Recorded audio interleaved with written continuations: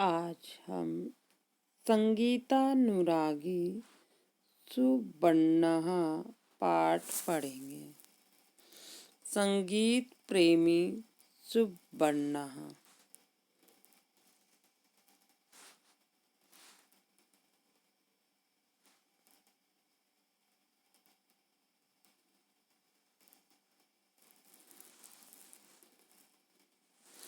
यह पाठ कन्नड़ भाषा के सुप्रसिद्ध रचनाकार मास्ती वेंकटेश अयंगार द्वारा रचित सुवर्ण शीर्षक उपन्यास के संस्कृत अनुवाद से संकलित है। इसके अनुवादकर्ता ना वेंकटेश शर्मा हैं। उपन्यास का नायक सुवर्ण एक पौराणिक शास्त्री का बेटा है। बचपन से ही वह संगीत में दिलचस्पी रखता है। वह भविष्य में श्रेष्ठ संगीतकार बनता है। उद्धृत पाठ में उसकी बाल्य अवस्था की एक घटना का वर्णन है।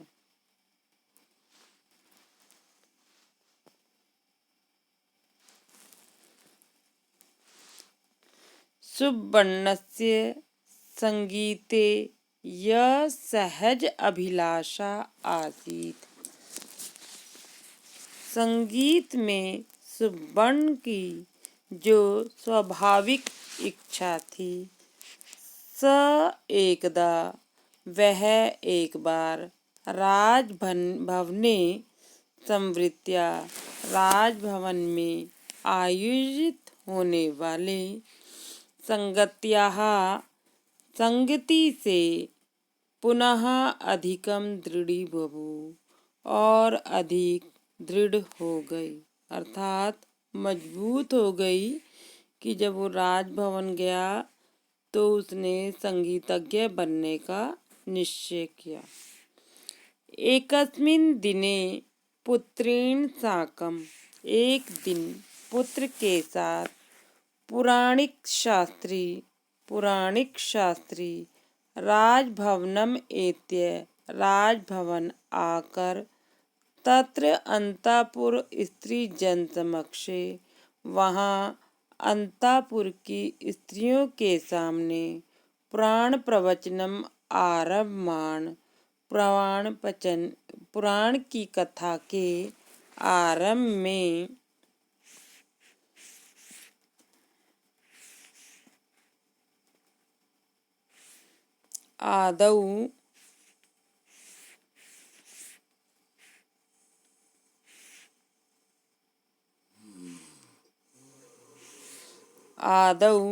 आरंभ में स्वपुत्रेण, अपने पुत्र से शुक्लांबरधर इत्यादि श्लोकम गापयामास।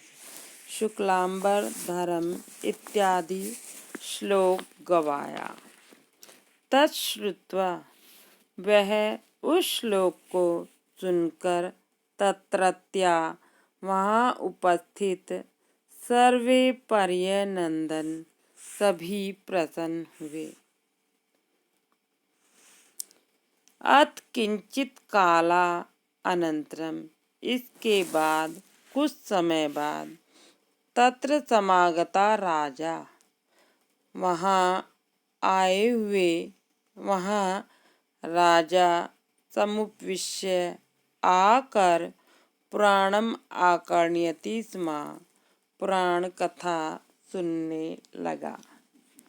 पितु पार्श्वे, पिता के पास उपविष्टः, बैठा हुआ सुवर्णः, सुवर्ण पुराण प्रवचन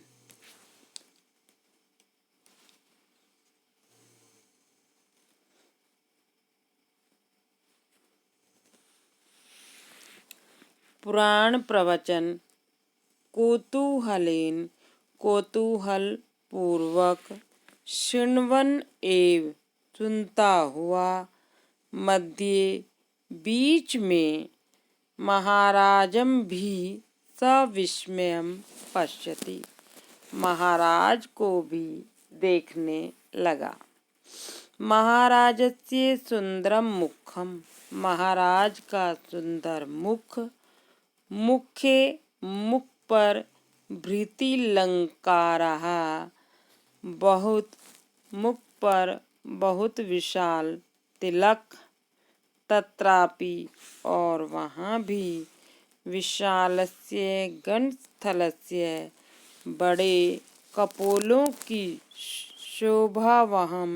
शोभा, कपोलों को शोभा देने वाली, समश्रुकूर्चम इत्यादि, दाढ़ी मूछ को भी, सर्वम अपि और ये सब भी, तस्य उसके विस्मय कारणम आसीत्, विस्मय का कारण थी।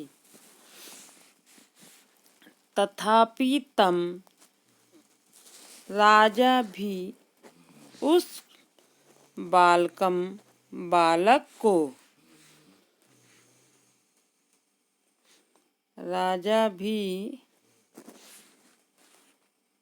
तम बालकम, उस बालक को द्वित्रिवारं वीक्ष्य, 2-3 बार देखकर, चतुरा अयम बालः, यह बालक चतुर है, इति अमन्यत, ऐसा समझ लिया।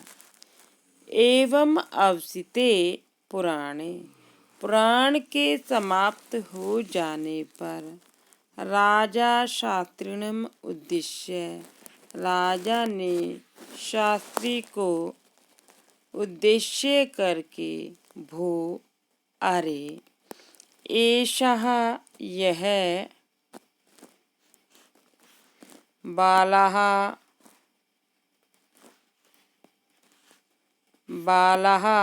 बालक,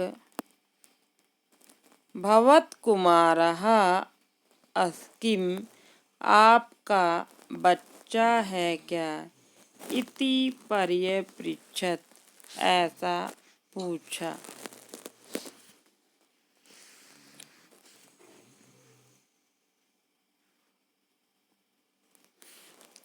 आम महाप्रभु, हाँ जी महाराज, इति शास्त्री प्रत्युवाच, ऐसा शास्त्री ने कहा। पुनः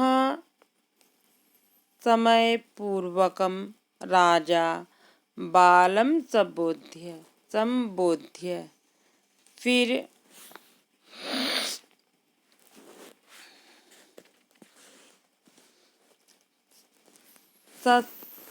समय पूर्वकम, यहाँ विस्मय पूर्वकम होना चाहिए, उसका भी अर्थ जो है मुस्कुराते होता है, समय पूर्वम का भी। समय पूर्वम राजा, मुस्कुरा कर राजा ने, बालम संबोध्य, बालक को संबोधित करके, अये वत्स, हे बालक, किम भवान अपि, क्या आप भी, पितृवत्, पिता के समान, पुराण प्रवचनम करिष्यति, पुराण प्रवचन करोगे, इति पर्यपृच्छत्, यह पूछा। तदा स बालः, तब वह बालक, अहम पुराण प्रवचनम न करोमि, मैं पुराण कथा नहीं करता, संगीतम गायामि इति, मैं तो संगीत गाता हूँ। तदा राजा आहा, तब राजा बोला, तथा ननु, यह अच्छी बात है। तर्हि एकम गानम, तो एक गाना। शृणुमः, सुनेंगे, सुनते हैं। तावत इति अवदित, तब यह बोला। अनुपदम एव, जल्दी ही। सुवर्णः, सुवर्ण ने। श्री राघवम, दशरथ आत्मजम इत्यादि श्लोकम। श्री राघवम दशरथ आत्मजम, यह श्लोक संगीतकारीन, संगीत के साथ अश्राव्य सुनाया। तदन्ते, और अंत में पुनः फिर से कस्तूरी तिलकम, वह कस्तूरी तिलक इत्यादि श्लोकः अपि, इत्यादि श्लोक भी मम, मुझे कंठस्थः याद है। इति अगदत, यह बोला। तो बच्चे ने कहा कि मुझे कस्तूरी तिलक श्लोक भी आता है।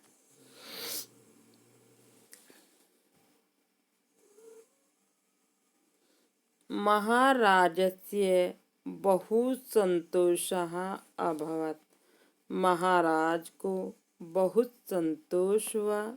एवं परितुष्टः राजा, इस तरह संतुष्ट हुए राजा ने पारितोषिकत्वेन, इनाम के रूप में, बालाय, बालक को, सतांबुल, पान सहित, उत्तरीय वस्त्रम दत्वा, उत्तरीय वस्त्र अर्थात कुर्ता कमीज या कोई अंगोछा, उसको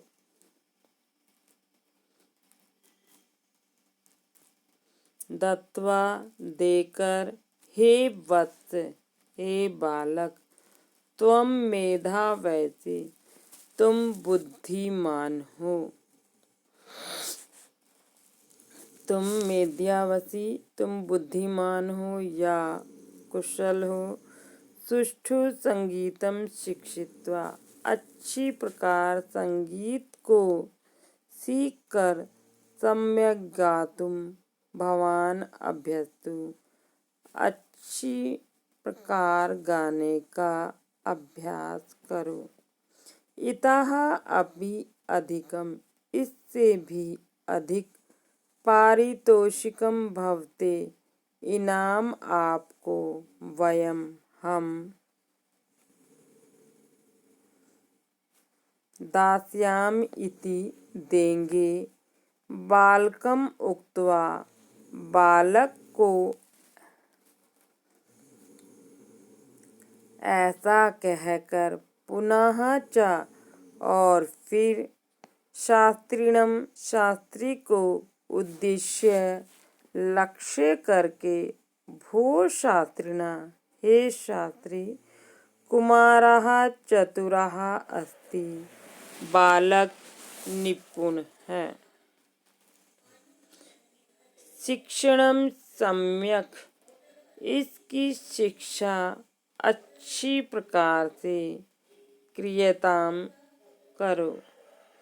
प्रायः महाकुशलः भविष्यति, यह अत्यंत कुशल बनेगा अर्थात निपुण होगा। असंशयत, ऐसी प्रशंसा की। तद अनंतरम, इसके बाद। शास्त्री च पुत्रा च, शास्त्री और उसका पुत्र। स्वगृहाय सन्न्यवर्तेताम, अपने घर की ओर लौट गए।